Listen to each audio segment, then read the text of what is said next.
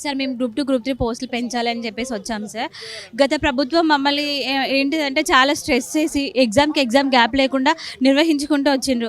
అదే కోపంతో అంటే కోపం కాదు సార్, ప్రతి ఒక్క మినిస్టర్స్ దగ్గరికి అప్పుడు పోయినాం సార్. బట్ అట్లీస్ట్ వాళ్ళు పట్టించుకునే పొజిషన్ కూడా ఆ టైంలో లేదు.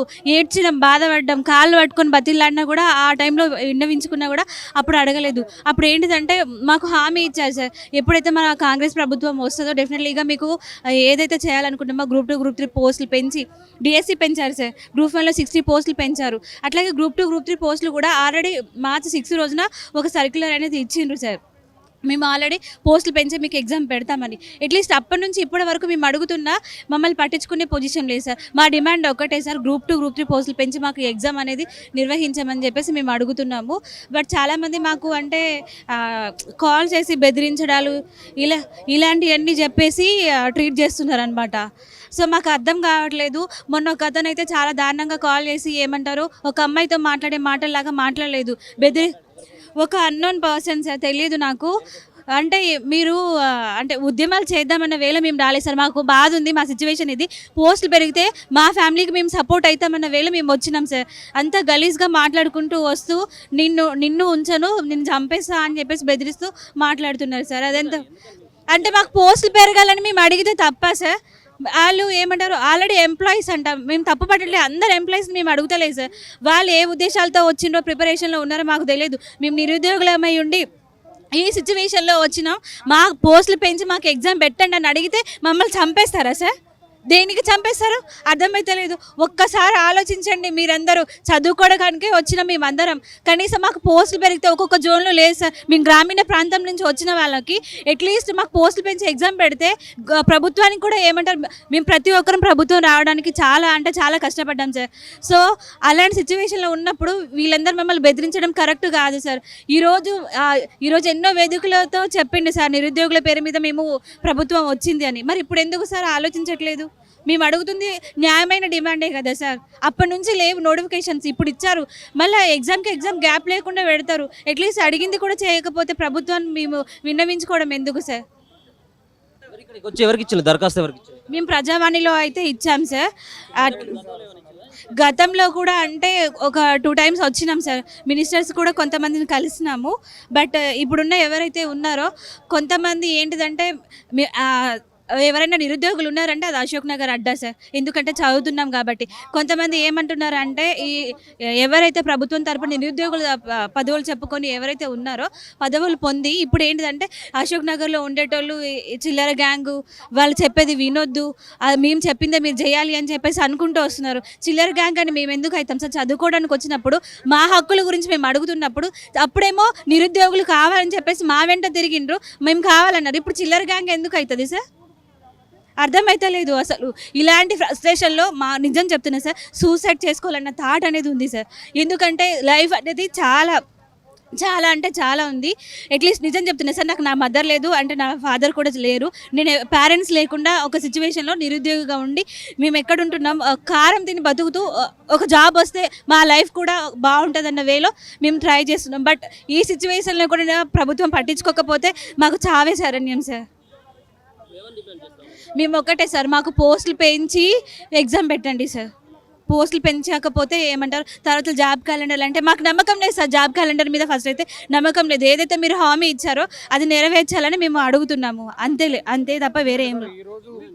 ఈరోజు నిరుద్యోగులు లేకుండా కాంగ్రెస్ ప్రభుత్వం కూడా అధికారంకి వచ్చే సమస్య లేదు సార్. ఎందుకంటే వాస్తవానికి ఆ రోజు కాంగ్రెస్ గెలుపు కోసం కూడా ప్రతి ఒక్క నిరుద్యోగి, ఎందుకంటే ఆ రోజు కాంగ్రెస్ ప్రభుత్వం గెలవడానికి కూడా ప్రతి ఒక్క నిరుద్యోగి సైనికులుగా ప్రతి ఊళ్ళలో తిరిగి ఆ రోజు మనం అశోక్ నగర్ నుంచి కూడా టీఎస్పీసీ నుంచి బస్ యాత్ర చేయడం జరిగింది సార్ వాస్తవానికి. అయితే ఏ ప్రభుత్వం వస్తే మాకు న్యాయం జరుగుతుందని చెప్పేసి మేము ఆ ప్రభుత్వం గెలిపించుకున్నామో, ఇప్పుడు అదే ప్రభుత్వం మా కళ్ళలో ఏలిపెట్టి కూర్చొని మేము ఎవరు చెప్పుకోవాలి సార్? ఇప్పుడు మేము ఇక్కడికి ప్రగతి భవన్కి వస్తుంటే కూడా పోలీసులు అడ్డుకునే ప్రయత్నం చేశారు. సైబరాబాద్ ఎస్ఐ కూడా ఫోన్ చేసి బెదిరించే ప్రయత్నం చేసినాను. రావద్దు, వస్తే ఖచ్చితంగా అరెస్టులు చేస్తాం, అది చేస్తాం, మీకు ఖచ్చితంగా ఇబ్బంది పెట్టామని చెప్పేసి. ప్రజాభవన్ ఉంది కాదు కదా సార్, ఇప్పుడు ప్రజాభవన్ ఉంది, దానికి మా సమస్యలు చెప్పుకోనికే ప్రజాభవన్కి రావడానికి కూడా వీళ్ళు బెదిరించే ప్రయత్నం చేస్తూ ఉన్నారు వాస్తవానికి. ఎందుకంటే ఆనాడు కాంగ్రెస్ ప్రభుత్వం కూడా గెలిచే ముందు ఒక మాట ఇచ్చింది సార్, ఏంటంటే గ్రూప్ 2, 3 పోస్టులు బెంచే పరీక్ష పెడతామని చెప్పేసి ఖచ్చితంగా మాట ఇచ్చింది. ఈ గత ప్రభుత్వం బీఆర్ఎస్ ప్రభుత్వం చేసిన తప్పులకే ఈరోజు నిరుద్యోగులందరూ దాని గద్దె దించి కాంగ్రెస్ ప్రభుత్వాన్ని ఎన్నుకోవడం జరిగింది. ఇప్పుడు అధికారంలోకి వచ్చిన కాంగ్రెస్ పార్టీ కూడా అదే విధంగా చేస్తే మాత్రం ఖచ్చితంగా మళ్ళీ కాంగ్రెస్ ప్రభుత్వం కూడా దించే ప్రయత్నం వస్తాం కూడా మేము హెచ్చరిస్తూ ఉన్నాం. బరాబరుగా ఖచ్చితంగా గ్రూప్ 2 పోస్టులు 2000 3000 పెంచబోతే 20వ తారీఖు 1,00,000 మందితో టీఎస్పీసీ ముట్టడి చేస్తామని కూడా మీ మూఢముఖంగా తెలియజేసే ప్రయత్నం చేస్తూ ఉన్నాం సార్. ఇంకా దరఖాస్తు ఇవ్వలేదు సార్, ఎవరికి ఇవ్వలేదు. చిన్నారెడ్డి సార్ వస్తే వెయిటింగ్ చేయమన్నా, సార్ కూడా వచ్చిండు. సార్ కూడా కలిసి గట్టిగా చెప్తాం. ఎందుకంటే సార్ ఆ రోజు మేమే తిరిగినాం మీకోసం. ప్రతి ఒక్క అభ్యర్థి సార్ తాను సొంతంగా ఎమ్మెల్యే పోటీ చేస్తే ఏ విధంగా కష్టపడతారో ఆ విధంగా కష్టపడి ప్రతి ఒక్క అభ్యర్థి ఫోన్ చేసి కాంగ్రెస్ ప్రభుత్వం అధికారం తీసుకొస్తే ఇప్పుడు ఈ ప్రభుత్వం కూడా ఇట్లా చేస్తుంది. ఎందుకంటే ఏ ప్రభుత్వం వచ్చిన నిరుద్యోగులు అన్యాయం జరుగుతున్నది. సుమారు 2 లక్షల ఉద్యోగాలు 2 లక్షల మంది నిరుద్యోగులు ఎదురుస్తున్నారు సార్. అంటే ఇప్పుడు ఉన్న పోస్టులు ఒక గ్రూప్ 2లో ఒక 730 ఉన్నాయి. జిల్లా జోన్ల చూసుకుంటే ఒక్కో జిల్లాకు ఒక 20-10 పోస్టులు కూడా లేవు. ఆల్రెడీ మేము పెట్టే డిమాండ్ అంటే ఆల్రెడీ ఉన్నాయి సార్, ఉద్యోగాలు ఉన్నాయి. ఆర్థిక శాఖ కూడా చెప్పింది కొత్త ఉద్యోగాలు ఉన్నాయి, వాటిని యాడ్ చేయొచ్చు అని చెప్పింది. అయినా సరే ప్రభుత్వం ఎటువంటి దున్నపోతు మీద వాన కూర్చున్నట్టు ఎటువంటి స్పందన లేకుండా ఉన్నది.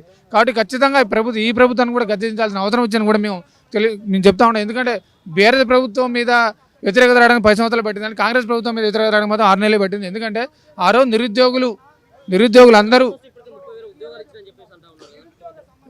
ఎప్పుడు ఇచ్చి సార్, అది గత ప్రభుత్వంలో వచ్చిన ఉద్యోగాలు ఇప్పుడు ఏది మన పాత కుండలు కాక కొత్త నీళ్ళు పోసినట్టు ఉన్నది ముచ్చటంతా.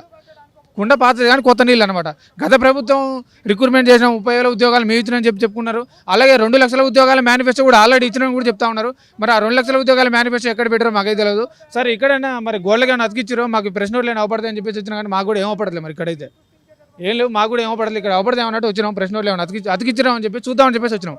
2 లక్షల మేనిఫెస్టో అంటే సరే 2 లక్షల ఉద్యోగాలు అంటే ఏం ఉద్యోగాలు ఉంటాయని చెప్పేసి మేము కూడా బరబర వచ్చినాం చూద్దామని చెప్పేసి. సరే ప్రతిభవన్ దగ్గర అతికిచ్చిరేమన్నట్టు ఇక్కడ కూడా ఏం లేవు. అంత ఉత్తది, అంత ట్రాష్ మ్యాచ్ సార్. నిరుద్యోగులను పెట్టించుకునే మాట లేదు. అశోక్ నగర్లో కూడా బలుమురు వెంకట అన్న కానీ రియాజ్ సార్ని కూడా మేము దగ్గరుండి వాళ్ళ వేలో నిలిచి వాళ్ళ ప్రకారం మేము పోయిన 6 టీఎస్పీసీ ముట్టడి రోజు వాళ్ళు కూడా పదవులు రాగానే మొత్తం మర్చిపోయి అశోక్ నగర్లో ఉన్న అంత చిల్లరగాలు అంత అవలగాలు అంటే అవసరం అయిపోయిన తర్వాత మొత్తం పడుచుకునే నాదుడు కరువు అయిపోయింది సార్. కాబట్టి మేము ఖచ్చితంగా ఫైనల్గా సార్ గ్రూప్ 2, 3 పోస్టులు పెంచకపోతే మాత్రం మళ్ళీ 1,00,000 మంది టీఎస్పీసీ ముట్టడి ఖచ్చితంగా చేస్తాం మేము బరాబర్గా. ఇలా ఎటువంటి డౌట్ లేదు. ఎందుకంటే నిరుద్యోగులు లేకపోతే తెలంగాణ లేదు ప్రైవేట్. కాబట్టి నిరుద్యోగుల కోసం ఖచ్చితంగా మళ్ళీ ఒకసారి మేము బరాబర్ టీఎస్పీసీ ముట్టడి చేస్తామని చెప్పి చెప్తా ఉన్నాం. అన్న మేము నిరుద్యోగుల నుంచి వచ్చినాం అన్న, మా సమస్య విన్నవించుకోవడానికి వచ్చిన పోస్టుల గురించి. దీనికన్నా ముందు కూడా రేవంత్ అన్నకు ఒక సలహా ఇవ్వదలుచుకున్నాం. ఫస్ట్ అన్న, ఇది నిరుద్యోగుల ప్రభుత్వం అన్న, ఈ నిరుద్యోగుల ప్రభుత్వానికి మీ ప్రభుత్వానికి నిరుద్యోగుల ప్రభుత్వంలో ప్రభుత్వాన్ని లీడ్ చేస్తున్న వ్యక్తికి నిరుద్యోగ సమస్యలు తెలియడానికి కొంతమందిని వారధుల్ని పెట్టిరన్న మీరు. ఆ వారధులు ఎవరైతే ఉన్నారో ఐప్యాక్ ఏదైతే జగన్మోహన్ రెడ్డిని కొంపముంచిందో ప్రభుత్వానికి ప్రజలకు దూరం చేసి సమస్యలు చేరకుండా ఉంచి ఈరోజు నిరుద్యోగుల సమస్యలు నీకు చేరకుండా ఉంచి నిరుద్యోగుల నుంచి 10 సంవత్సరాల బీఆర్ఎస్లకు ఎంత వ్యతిరేకత వచ్చిందో నిరుద్యోగుల నుంచి అంతకన్నా వ్యతిరేకతను కూడగొట్టి ఇలా నీ ప్రభుత్వాన్ని ఏం చేయబోతున్నారు అన్న, వీళ్ళ నుండి జాగ్రత్త అన్న రేవంత్ రెడ్డి అన్న. కొంతమంది శిఖండీలు ఉన్నారన్న, నిరుద్యోగుల సమస్యలు నీ దగ్గరికి రాకుండా చేస్తున్నారన్న. నిరుద్యోగుల సమస్య అనేది చాలా కీలకం అన్న. వీళ్ళు ఒక సలసల కాగేటటువంటి నీళ్ళ లాంటి వాళ్ళన్నా, వీళ్ళ వ్యతిరేకత చాలా ఉధృతంగా ఉందన్న. వీళ్ళ ఉధృతాన్ని అయితే ఒక్కసారి కట్టలు తెంచుకుంటే ఇబ్బంది అవుతుందన్న. నీ ప్రభుత్వానికి ఒక ముప్పు వాటిల్లుతున్నదన్న. దానికి చేసేటటువంటి వాళ్ళు కొంతమంది నువ్వు నమ్ముకున్న వాళ్ళు ఉన్నారు, వాళ్ళ నుండి జాగ్రత్త ఉండాలన్నా. కానీ మా సమస్యలు చెప్పుకుంటున్నావు అన్న. ఇప్పుడు ఏంటంటే గ్రూప్ 1, గ్రూప్ 2లో పోస్టులు పెంచి డిసెంబర్లో ఎగ్జామ్స్ కండక్ట్ చేయాలి. గ్రూప్ 1లో 1:100 ప్రకారం ప్రిలిమ్స్లో రిజల్ట్ ఇవ్వాలి. అది బట్టి విక్రమార్క గారు చెప్పినటువంటిది, అసెంబ్లీలో చెప్పినటువంటిది. ఆ రికార్డింగ్స్ కూడా ఉన్నాయి. దాని ప్రకారమే మీరు రిజల్ట్ ఇవ్వాలని మిమ్మల్ని వేడుకోవడం జరుగుతుందన్న. ఇంతకు మించిగా నీకు ప్రభుత్వానికి ఏం చెప్పలేమన్నా మేము. గ్రూప్ 1 సంబంధించి చాలా సంవత్సరాల తర్వాత ఈ రాష్ట్రం వచ్చిన తర్వాత మొదటిసారి వాళ్ళకి నోటిఫికేషన్ ఇచ్చారు అధ్యక్ష. 1:50 వాళ్ళ ఎలిజిబిలిటీ ఇచ్చారట. 1:50 కాకుండా 1:100 ఇస్తే కొంత ఎక్కువ మంది చాలా సంవత్సరాల నుంచి ప్రిపేర్ అవుతున్నారు కాబట్టి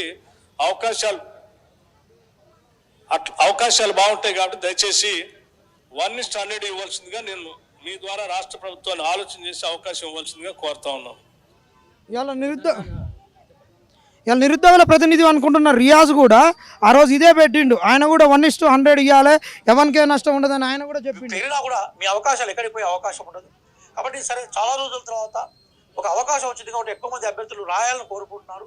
అలాగే రాస్తున్న అభ్యర్థులు కూడా బేసికల్గా వాళ్ళు కూడా ప్రిపేర్ అవుతున్నారు కాబట్టి వాళ్ళు కూడా అన్న ఈయన ఇప్పుడు వీళ్ళే మమ్మల్ని మోసం చేస్తున్నటువంటిది. రియాజ్ మమ్మల్ని బస్సు యాత్ర చేపించి మా కానించి 15 లక్షలు దొబ్బిండు. అది కూడా లెక్క చెప్తాం. ఈయనకు 10 వస్తే మాత్రం మమ్మల్ని మోసం చేస్తాడు. రియాజ్కు మాత్రం ఎట్టి పరిస్థితుల్లో 10 ఉండొద్దు. రియాజ్ సార్ నీకు చెప్తున్నాం, నిరుద్యోగ సమస్యలు జాబ్ క్యాలెండర్ ఇచ్చేంత వరకు, జాబ్ క్యాలెండర్ ఫుల్ఫిల్ అయ్యేంత వరకు, 2 లక్షల ఉద్యోగాలు వచ్చేంత వరకు నువ్వు ఏ పోస్ట్ తీసుకోవద్దు అన్న. రేవంత్ అన్న ఈయన చాలా సిక్కండి, అన్ని పార్టీలలో తిరిగి వచ్చిండు, చాలా డేంజర్ క్యాండిడేట్. ఈరోజు నిరుద్యోగులు ఇంత రగిలిపోవడానికి కూడా కారణం రియాజే. రియాజ్ను కనుక మీరు నమ్ముకుంటే మాత్రం నీ కాంగ్రెస్ను పుట్టి ముంచేటటువంటి వ్యక్తి ఈయన తోటి తస్మత్ జాగ్రత్త. తాజ్మహల్ కన్నా డేంజర్ కాడు ఈయన. ఎట్లాంటి వాడు అంటే పెంజర లాంటి వాడు, కర్షాంత వరకు కూడా కనిపించాడు ఈయన. జాగ్రత్త. నిరుద్యోగులు నిన్న కించపరిచి మాట్లాడిండు. కీ గురించి మాట్లాడితే ఒక వ్యక్తి దగ్గర పోయినప్పుడు ఆయన పిఏ మాట్లాడితే పేపర్ గురించి పిల్లలు ఇటు వచ్చారు 1 స్టాండర్డ్ అంటే అశోక్ నగర్లో ఉండే వాళ్ళంతా అవలగాలు, వాళ్ళది పట్టించుకోవచ్చు, క్రెడిబిలిటీ లేదు, వాళ్ళంతా ఏదేదో చేస్తారు, ప్రభుత్వం పైన వ్యతిరేకత చేస్తున్నారని చెప్పేసి ఇష్టం వచ్చినట్టు నోరుకు వచ్చినట్టు మాట్లాడినటువంటి వ్యక్తి. ఆయన మాట్లాడిన పదజాలంతో ఇవన్నిటిని కూడా ఇన్ఫరెన్స్కి వచ్చేటటువంటి ఒక మాట్లాడినటువంటి వ్యక్తి ఈయన. నిరుద్యోగులను మోసం చేస్తున్నాడు. వీళ్ళు మీకు ఒకటే చెప్తున్నామన్నా, రియాజ్ గారి గురించి మాట్లాడింది కాబట్టి ఏంటి 15 లక్షలకు సంబంధించిన ఏంటి వ్యవహారం ఏంటి? ఆ వ్యవహారం అన్న, మేము బస్సు యాత్ర చేసినాం అన్న. బస్సు యాత్ర చేసినప్పుడు ఈయన మాకు ఫుడ్ కూడా పెట్టలేదన్న. ఎక్కడ పడితే అక్కడ మాకు ఆ పాపం అజయ్ సారు ఒక మేను బడుగు బలహీన వర్గాల నుంచి వచ్చినటువంటి వ్యక్తి అన్న. ఆయన ఎట్లా చేసిండో తెలుసా అన్న, మమ్మల్ని పిల్లలు ఎక్కడ కూడా అడుక్కోవద్దు, తినొద్దు, పాపం ఎలక్షన్లలో ఎమ్మెల్యేలు కూడా వాళ్ళ పనులలో వాళ్ళు ఉంటారని 27 లక్షలు శాంక్షన్ అని చెప్పించి మాట్లాడిచ్చిండన్న. ఎన్ని ఇచ్చిండో, ఎన్ని పోయిండో, అసలు మాకెంత ఇచ్చిండో ఏది కూడా లేదన్న. ఈయన ప్రజాస్వామ్యం లేస్తే ప్రజాస్వామ్యం ఉంటాడు. ఈయన దగ్గర అసలు ప్రజాస్వామ్యం ఉండదన్న. మాట్లాడితే ఇష్టం వచ్చినట్టు మాట్లాడతాడు. నాకు టైం లేదు అన్న. ఆయన గ్రంథాలయం చైర్మన్ ఇస్తే ఇంకేందో తెలుసా అన్న, ఈయనకు తెలిసిన వాళ్ళ ద్వారా కొంతమంది పబ్లికేషన్స్ ద్వారా 2 లక్షల పుస్తకాలు కొనాలి, అన్ని లైబ్రరీలలో పెట్టాలి. రేవంత్ అన్న ప్రభుత్వం, నిరుద్యోగుల ప్రభుత్వం అందరికి పుస్తకాలు ఇస్తుందని చెప్పేసి ఒక్క పుస్తకానికి 100 నుంచి 200 కమిషన్ వచ్చేటటువంటి ప్లాన్ చేసుకున్నటువంటి ఒక దగులుబాజీ అన్న. ఈరోజు నువ్వు ఎట్టనైనా బతుకు, నువ్వు ఏదన్నా చేసుకో, నువ్వు ఎట్టనైనా వ్యాపారం చేసుకో, ఏదన్నా చేసుకో, కానీ నిరుద్యోగ సమస్యను రేవంత్ రెడ్డి సార్ కాడికి ఎందుకు తీసుకోపోలేదు? మేము ఇంత కష్టపడి తిరిగినాం కానా, బస్సు యాత్రలు తిరిగినా, మీరు కూడా చూసిరు కానా, మమ్మల్ని సీఎం గారితో ఎందుకు కలిపేయలేదు? నిరుద్యోగుల సమస్యలు ఏమున్నాయని సీఎం గారికి ఎందుకు మమ్మల్ని తీసుకురాలేదు? ఒక మంత్రిని ఎందుకు తీసుకొచ్చి మమ్మల్ని కలిపేయలేదు? సమస్యలను ఎందుకు తెలియజేయని? ఆడికి వస్తే వీళ్ళ బట్ట భాగవతం అన్నది బయటపడుతుంది. వీళ్ళకు పోరుందన్న, బల్మూరి వెంకటకి ఈయనకు మధ్యలో పోరుందన్న పదవుల గురించి. వాళ్ళంతా ఒకటే అన్న, మనం కలిసి చేద్దాము, వీళ్ళు అంతా తెలివికల్లో ఉన్నారు, ఉద్యమాలతో సంబంధం ఉన్న వాళ్ళు ఉన్నారు, వీళ్ళని ఒక్కటిని ఎట్లనన్నా ఒకటి అశోక్ నగర్ నుంచి కానీ యూనివర్సిటీ నుంచి కానీ పక్కకు పడేస్తే అయిపోతుంది. ఇక ఉన్న వాళ్ళతోటి మనకి ఏం లేదు, అంత కొత్త పోరగాళ్ళు వస్తున్నారు, వీళ్ళని ఎట్లనైనా మేనేజ్ చేయొచ్చు, నిరుద్యోగులు మొత్తం మనమే మేనేజ్ చేస్తున్నాం 4 ఏళ్లలో మొత్తం అని చెప్పేసి వీళ్ళకి ఒక ఇడెన్ ఎజెండా చాలా గొప్పది ఉందన్న. వీళ్ళు ఇప్పటికే కొంతమందికి ఎమ్మెల్సీలు ఇప్పించే కార్యక్రమాలు ఉన్నారు, పిల్లల్ని మోసం చేస్తూ ప్రభుత్వం దగ్గర తీసుకుపోతున్నాం, ఎమ్మడే సమస్య తీరుద్ది అని చెప్తారు. అని టీఎస్పీఎస్సీతో చేపిస్తూనే ఉంటాడు. అక్కడ హాల్ టికెట్లు అప్లోడ్ చేపిస్తారు, మీరు ఎగ్జామ్స్ ఇచ్చిన టైంకి పెట్టమని చెప్తారు. మరి 2 లక్షల ఉద్యోగాలు ఇట్లా అయితేనే అంటారు. మరి ఇంకా 6 నెలల్లో 2 లక్షల ఉద్యోగాలు ఎట్లా ఫిల్ చేస్తారన్న? వీళ్ళు మోసం అన్న, వీళ్ళు మొత్తం దగా మోసం.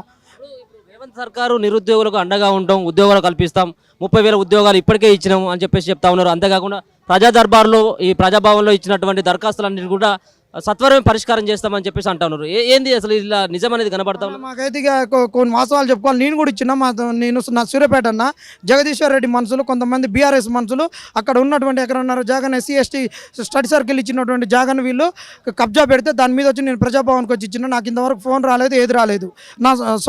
నా సొంత ఎక్స్పీరియన్స్ చెప్పిన. ఇంకా నెక్స్ట్ పోతే మరి ఇప్పుడు ఈరోజు సమస్య ఇస్తాం, ఏమవుతుందో తెలియదు. ఇక వాళ్ళకే తెలియాలన్న. ఇప్పుడు ఒక కడుపులో ఉన్నది మాకేం తెలుస్తుందన్న?